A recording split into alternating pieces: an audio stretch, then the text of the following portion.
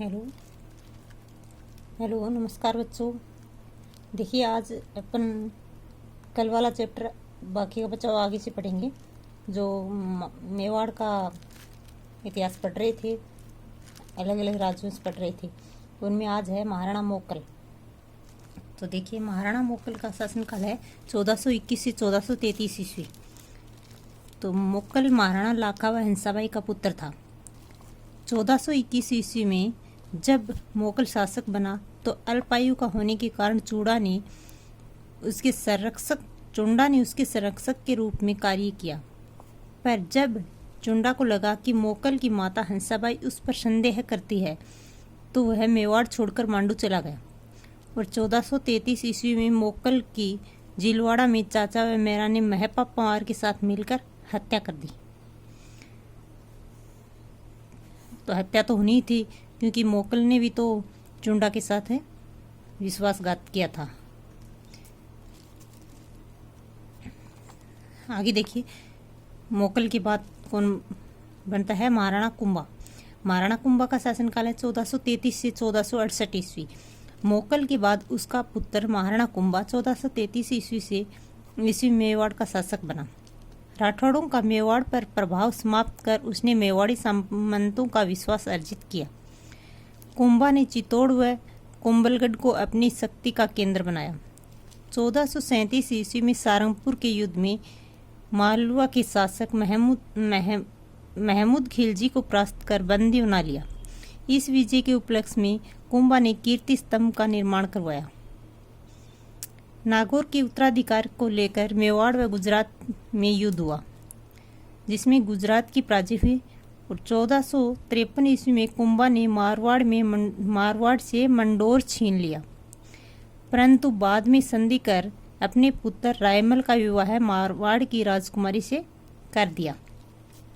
1456 ईस्वी में मालवा के महमूद खिलजी व गुजरात के कुतुबुद्दीन के बीच चंपानेर की संधि हुई। इस संधि में यह तय किया गया कि दोनों शासक मिलकर कुंभा पर आक्रमण करके उसे हराकर उसके राज्य को बांट लेंगे।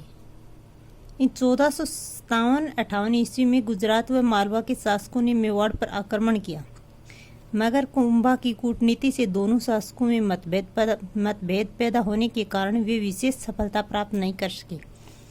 ऐसा माना जाता है कि कुंभा ने 32 दुर्गों का निर्माण करवाया, जिनमें सिरोही, अचलगढ़, कुंभलगढ़ के दुर्ग प्रसिद्ध हैं।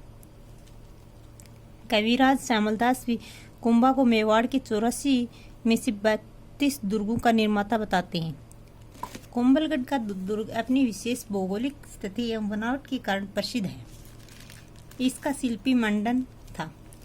कुंभा ने चित्तौड़ में कुंभ स्वामी और श्रृंगार चौरी का मंदिर, एकलिंग जी का विष्णु मंदिर और रणकपुर के मंदिर बनवाए। तो कुंभ स्वामी का मंदिर कहाँ है? चित्तौड़ में। और श्रृंगार चौरी ये भी चित्तौड़ में है। एकलिंग जी का विष्णु मंदिर और रणकपुर के मंदिर ये सब कुंभा ने बनवाए, जो अपनी विशालता एवं तक्षण कला के कारण अद्भुत है। कुंभा एक विद्वान और विद्यानुरागी शासक था। कान्य व्यास द्वारा रचित एकलिंग महात्म्य से ज्ञात होता है कि वह वेद, स्मृति, मीमांसा, उपनिषद, व्याकरण एवं राजनीति में रुचि रखता था। संगीत राज, संगीत, मीमांसा व सुर प्रबंध इनके प्रसिद्ध इसके द्वारा रचित ग्रंथ हैं। किसके द्वारा? महाराणा कुंभा के द्वारा। कौन कौन से हैं? संगीत राज, संगीत मीमांसा और सुर प्रबंध। ऐसा माना जाता है कि कुंभा ने चंडी शतक की व्याख्या, गीत गोविंद और संगीत रत्नाकर पर टीका लिखी थी। चंडी शतक की व्याख्या और गीत गोविंद और संगीत रत्नाकर पर टीका किसने लिखी थी? कुंभा ने। इसके काल में यानी कुंभा के काल में कवि अत्रि और महेश ने कीर्ति स्तंभ प्रशस्ति की रचना की। यानी शुरू तो अत्रि ने किया था, लेकिन बाद में पूरा इनके पुत्र महेश ने किया था। तत्कालीन साहित्यिक ग्रंथों और प्रशस्तियों में महाराणा कुंभा को महाराजा धीराज, राव राय, दानगुरु, राजगुरु, प्रेमगुरु, हालगुरु, अभिनव भट्टाचार्य, हिंदू सुल्तान आदि विरुद्धों से विभूषित किया गया। ये सारी उपाधि हैं किसकी है? महाराणा कुंभा की। कुंभा ने निसंदेह प्रतापी शासक था, किंतु उसका अंतिम समय कष्टमय रहा। अपने जीवन के अंतिम काल में कुंभा को उन्माद रोग हो गया और उसके पुत्र उद्दा ने 1468 ईस्वी में उसकी हत्या भी कर दी। इसके बाद में देखिए राणा सांगा बैठता है। राणा सांगा का कार्यकाल है 1509 से 1528 ईस्वी तक। सांगा यानी संग्राम सिंह व उसके तीन भाई कौन कौन से? पृथ्वीराज, जयमल, राज सिंह। चारों ही स्वयं को अपने पिता का उत्तराधिकारी मानते थे। तीन ही उनके भाई और एक सांगा, ये चारों अपने आप को उत्तराधिकारी मानते थे। इस कारण उनमें संघर्ष होना स्वाभाविक था, पर इस संघर्ष में अंततः सांगा विजयी रहा और मेवाड़ का शासक बना। इतिहास में हिंदुपत के नाम से प्रसिद्ध महाराणा सांगा 1509 ईस्वी में मेवाड़ का शासक बना। तो हिंदुपत तो महाराणा सांगा की उपाधि थी और हिंदू सुल्तान ये महाराणा कुंभा की उपाधि थी। ये 1509 में मेवाड़ का शासक बना। इस समय मालवा पर सुल्तान नासिरुद्दीन शासन कर रहा था। 1511 ईस्वी में सुल्तान की मृत्यु के बाद उत्तराधिकार का संघर्ष छिड़ गया, जिसमें एक राजपूत सरदार मेदिनी राय के सहयोग से महमूद खिलजी द्वितीय को सफलता मिली। इस सफलता से मेदिनी राय का कद बहुत बढ़ गया तथा अब वह एक तरह से मालवा का अप्रत्यक्ष शासक बन गया।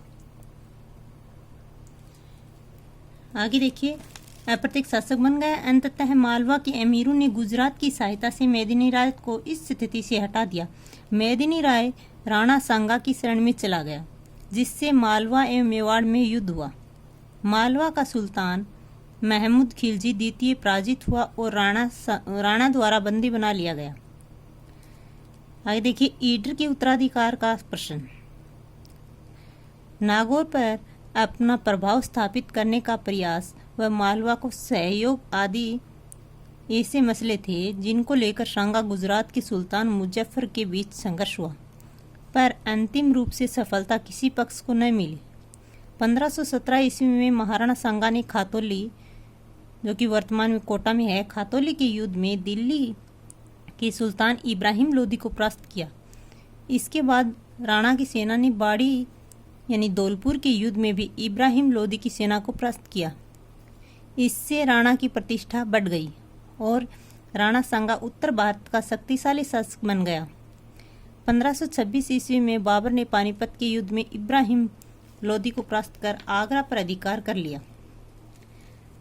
बाबर ने राणा सांगा पर विश्वासघात का आरोप लगाकर उसके विरुद्ध कूच किया, यानी युद्ध के लिए। बाबर के अनुसार राणा सांगा ने उससे वादा किया था कि जब वह इब्राहिम लोदी पर आक्रमण करेगा तो सांगा उसकी मदद करेगा, किंतु राणा सांगा ने उसकी कोई मदद नहीं की। मगर इस आरोप की पुष्टि नहीं होती है, चूंकि दोनों ही शासक शक्तिशाली एवं महत्वाकांक्षी थे, अतः दोनों के मध्य युद्ध निश्चित था। यद्यपि खानवा के युद्ध में सांगा पराजित हुआ था, पर इससे पहले बयाना के युद्ध में उसने बाबर की सेना को पराजित किया था। 17 मार्च 1527 को खानवा के मैदान में बाबर और राणा सांगा के बीच युद्ध हुआ। तोपखाने एवं तुलुगमा युद्ध पद्धति के कारण बाबर की विजय हुई। राणा सांगा युद्ध में घायल हुआ एवं उसे युद्ध के मैदान से दूर ले जाया गया।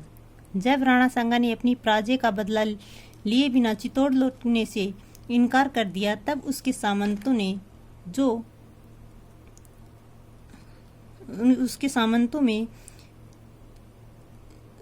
जो युद्ध नहीं करना चाहते थे, सांगा को विष दे दिया। वो डर गए थे उससे, जिसके फलस्वरूप 30 जनवरी 1528 को बसवा में सांगा की मृत्यु हो गई। मांडलगढ़ में सांगा का समाधि स्थल है। राणा सांगा की समाधि कहाँ है? मांडलगढ़। और उसको विष कहाँ दिया गया? मृत्यु कहाँ हुई? उसको रास्ते में विष दे दिया तो मृत्यु उसकी बसवा दौसा में हुई और मांडलगढ़ में भीलवाड़ा में उसकी सांगा की छतरी बनी हुई है। राणा सांगा की मृत्यु के पश्चात राणा रतन सिंह 1528 से 31 ईस्वी तक और उसके पश्चात राणा विक्रमादित्य मेवाड़ का शासक बना। उनके बाद राणा उदय सिंह बना। ये इनमें इनके बारे में इसमें दिया हुआ नहीं है। राणा उदय सिंह, राणा उदय सिंह का शासनकाल 1537 से 1572 ईस्वी है। राजस्थान के इतिहास में अपने महान बलिदान के कारण ख्याति प्राप्त पन्नाधाय ने अपने पुत्र चंदन का बलिदान करके उदय सिंह को बनवीर से बचाया था। उदय सिंह को बचाकर कुंभलगढ़ के किले में रखा गया था। यही मालदेव के सहयोग से 1537 ईस्वी में उदय सिंह का राज्याभिषेक हुआ तथा 1540 ईस्वी में मालवी उदयपुर के युद्ध में मालदेव के सहयोग से बनवीर की हत्या कर मेवाड़ की पैतृक सत्ता उदय सिंह ने प्राप्त की थी। उदय सिंह ने 1559 ईस्वी में उदयपुर नगर बसाकर उसे अपनी राजधानी बनाया। तो उदयपुर नगर कब बसाया गया? 1559 ईस्वी में। किसने बसाया? उदय सिंह ने, और अपनी राजधानी बनाया। यहाँ उसने उदयसागर झील और मोती मगरी के सुंदर महलों का निर्माण करवाया। अक्टूबर 1567 में अकबर ने चित्तौड़ पर आक्रमण किया। अपने सरदारों की सलाह पर उदय सिंह किले की रक्षा का भार जयमल और भत्ता नामक अपने 2 सेनानायकों को सौंपकर पहाड़ियों में चला गया। किले की रक्षा के दौरान जयमल व भत्ता वीर गति को प्राप्त हुए। अकबर ने जयमल भत्ता की वीरता से मुग्ध होकर आगरा के किले के बाहर उनकी हाथी पर सवार पत्थर की मूर्तियां लगवाई। किसने लगवाई? अकबर ने। और जो बीकानेर के जूनागढ़ में भी जयमल और भत्ता की मूर्तियां हैं। महाराणा प्रताप, इसके बाद में महाराणा प्रताप शासक बना। महाराणा प्रताप का शासनकाल है 1572 से 1597 ईस्वी। 9 मई 1540 को कुंभलगढ़ में जन्मे प्रताप 1572 ईस्वी में मेवाड़ के शासक बने।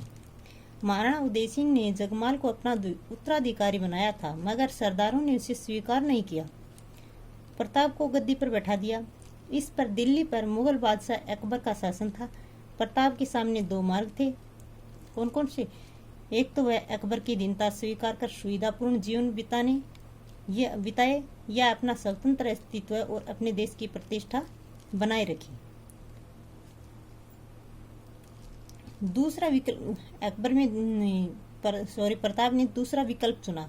दूसरा विकल्प चुनने की स्थिति में उसे अनेक कष्ट उठाने थे। फिर भी प्रताप ने दूसरे विकल्प संघर्ष को ही चुना।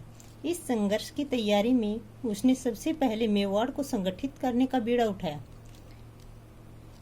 अपने कर्तव्य और विचारों से उसने सामंतों और भीलों का एक गुट बनाया जो सदैव देश की रक्षा के लिए उद्यत रहे। ऐसा गुट बनाया। प्रताप ने प्रथम बार इन्हें अपनी सैन्य व्यवस्था में उच्च पद देकर और इनके सम्मान को बढ़ाया। इनको वहाँ के कर्तव्यनिष्ठ विचारों वाले सामंतों और भीलों को मुगलों से बचकर युद्ध का प्रबंध करने के लिए इसने महाराणा प्रताप ने गोगुंदा से अपना निवास स्थान कुंभलगढ़ स्थानांतरित कर लिया।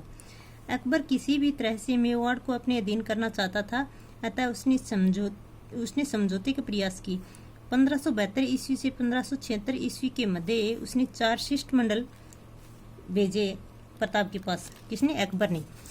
पहला था जलाल खां, दूसरा मान सिंह और तीसरी बार भगवान दास और चौथी बार टोडरमल के नेतृत्व में भेजी। मगर महाराणा ने संधि करने से किसी प्रकार की रुचि नहीं दिखाई, अतः मेवाड़ को मुगल आक्रमण का सामना करना पड़ा। 1576 ईस्वी में प्रारंभ में अकबर मेवाड़ अभियान की तैयारी हेतु अजमेर पहुंचा। वहीं उसने मानसिंह को मेवाड़ अभियान का नेतृत्व सौंपा। 18 जून 1576 ईस्वी को खमनोर के पास मुगल सेना का प्रताप से युद्ध हुआ, जो हल्दी घाटी के युद्ध के नाम से प्रसिद्ध है। प्रताप की सेना के हरावल सेना के अग्रिम भाग को हरावल बोला जाता है। हरावल का नेतृत्व हकीम खां सूर कर रहा था, जबकि मुगल सेना की हरावल का नेतृत्व जगन्नाथ कछुआ कर रहा था। युद्ध में प्रताप के जीवन को संकट में देखकर झालाविद्या ने प्रताप का मुकुट धारण कर युद्ध किया और प्रताप को युद्ध भूमि से दूर भेज दिया। इस युद्ध का परिणाम नहीं निकल सका। अकबर का उद्देश्य पूरा नहीं हो सका। हल्दी घाटी के युद्ध के बाद महाराणा प्रताप ने पहाड़ों में रहते हुए वहीं से मुगलों को परेशान करने के लिए दावे मारना शुरू कर दिया। इस युद्ध को अबुल फजल ने खमनोर का युद्ध, बदायूनी ने गोगुंदा का युद्ध और जेम्स टोड ने हल्दी घाटी का युद्ध कहा। तो इसको अलग अलग विद्वानों ने अलग अलग कहा। यानी अबुल फजल ने खरमनोर का युद्ध कहा, बदायूनी ने गोगुंदा का युद्ध कहा और जमशेदपुर ने हल्दीघाटी का युद्ध कहा। हल्दीघाटी नाम कैसे पड़ा इसका कि हल्दीघाटी नाम हल्दी रंगी मिट्टी के कारण नहीं पड़ा। ऐसी मिट्टी यहाँ है बीकां, यानी इस जगह पे हल्दी रंग की मिट्टी नहीं है, लाल, पीली और काली तीनों रंगों वाली मिट्टी है। फिर हल्दीघाटी नाम क्यों दिया गया, इसका भी एकमात्र कारण है यह है कि यहाँ हल्दी चढ़ी कई नवविवाहिताएं पुरुष वेश में लड़ मरी, यानी स्त्रियां भी पुरुष वेश धारण करके यहाँ पे लड़ी थी। तो 1576 ईस्वी से 1585 ईस्वी तक अकबर ने मेवाड़ पर अधिकार के लिए अनेक सैनिक अभियान किए। शाहबाज खां, अब्दुल रहीम खाना के नेतृत्व में सेनाएं भेजी गई, मगर उन्हें ज़्यादा सफलता नहीं मिली। इस कालखंड में दो महत्वपूर्ण घटनाएं घटित हुई। 3 अप्रैल 1578 ईस्वी को भीषण संघर्ष के बाद शाहबाज खां कुंभलगढ़ दुर्ग पर अधिकार करने में सफल रहा। 1582 ईस्वी में महाराणा प्रताप ने मुगलों के विरुद्ध द्वेर नामक सैनिक चौकी पर आक्रमण किया।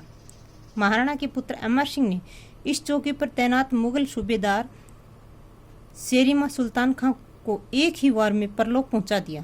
यानी अमर सिंह ने इतना ज़बरदस्त वार किया कि एक ही वार में शेरिमा सुल्तान खां को परलोक पहुंचा दिया, जो कि मुगलों का सूबेदार था। एक छोटी सी मेवाड़ी सेना की यह बहुत बड़ी सफलता थी। इसी कारण द्वेर को मेवाड़ का मैराथन कहते हैं।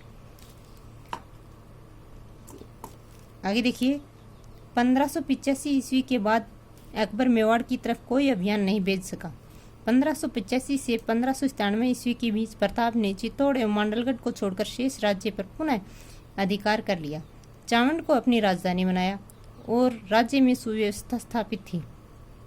19 जनवरी 1597 को प्रताप की मृत्यु हो गई। चावंड के पास बाडोली नामक गांव में प्रताप का अंतिम संस्कार किया गया। तो प्रताप का अंतिम संस्कार कहाँ किया गया? बाडोली नामक स्थान पर।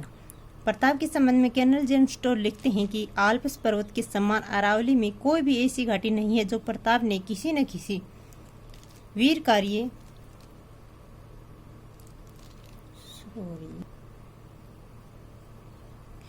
कार्य उज्ज्वल विजय या उससे अधिक कीर्ति युक्त पराजय से पवित्र न हुई हो। हल्दी घाटी मेवाड़ की थर्मोपल्ली और द्वेर मेवाड़ का मैराथन है। हल्दी घाटी को मेवाड़ की थर्मोपल्ली और द्वेर को मेवाड़ का मैराथन का है। आगे देखिए, महाराणा प्रताप के बाद में महाराणा अमर सिंह। महाराणा अमर सिंह का कार्यकाल है शासनकाल 1597 से 1520 ईस्वी तक। अमर सिंह 1597 ईस्वी में मेवाड़ का शासक बना। शासक बनने के उपरांत उसे मुगल आक्रमणों का सामना करना पड़ा। 1613 ईस्वी में जहांगीर स्वयं अजमेर पहुंचा और शाहजादा खुर्रम यानी शाहजहां को मेवाड़ अभियान का नेतृत्व सौंपा। उसने मेवाड़ में लूटमार और आगजनी द्वारा संकट की स्थिति उत्पन्न कर दी। मेवाड़ के सामंत युद्धों से उब गए थे और उनकी जागीरें भी वीरान हो गई थी। अतः उन्होंने कुंवर करण सिंह को अपने पक्ष में कर राणा पर मुगलों से संधि करने का दबाव डाला। सरदारों के दबाव के कारण अमर सिंह को झुकना पड़ा और मुगलों से संधि की स्वीकृति देनी पड़ी। जनवरी 1615 में मेवाड़ मुगल संधि हुई। चित्तौड़ पुनः मेवाड़ को लौटा दिया गया, मगर उसकी मरम्मत नहीं की जा सकती थी। मतलब संधि के दौरान मेवाड़ को चित्तौड़ तो वापस लौटा दिया, लेकिन शर्त रखी गई कि इसकी मरम्मत नहीं करवा सकते। इस प्रकार 90 वर्षों से चले आ रहे मेवाड़ मुगल संघर्ष का अंत हुआ। राणा अमर सिंह अपने इस कार्य में स्वयं खुश न था। उसने स्वयं को राजकार्य से विरक्त कर लिया और जहांगीर के जीवन की यह एक बड़ी सफलता मानी जाती है। अमर सिंह के बाद देखिए महाराणा राज सिंह। महाराणा राज सिंह 1652 से 1680 ईस्वी तक। राज सिंह ने शासक बनते ही चित्तौड़ की मरम्मत के कार्य को पूरा करने का निश्चय किया, लेकिन मुगल सम्राट ने इसे 1615 ईस्वी की मेवाड़ मुगल संधि की शर्तों के प्रतिकूल मानते हुए चित्तौड़ दुर्ग को ढहाने के लिए 30,000 सेना के साथ सादुल्ला खां को भेजा। राज सिंह ने मुगलों से संघर्ष करना उचित न समझकर अपनी सेना को वहां से हटा लिया। मुगल सेना कंगूरे और बुर्ज गिराकर लौट गई, मतलब चित्तौड़ दुर्ग के।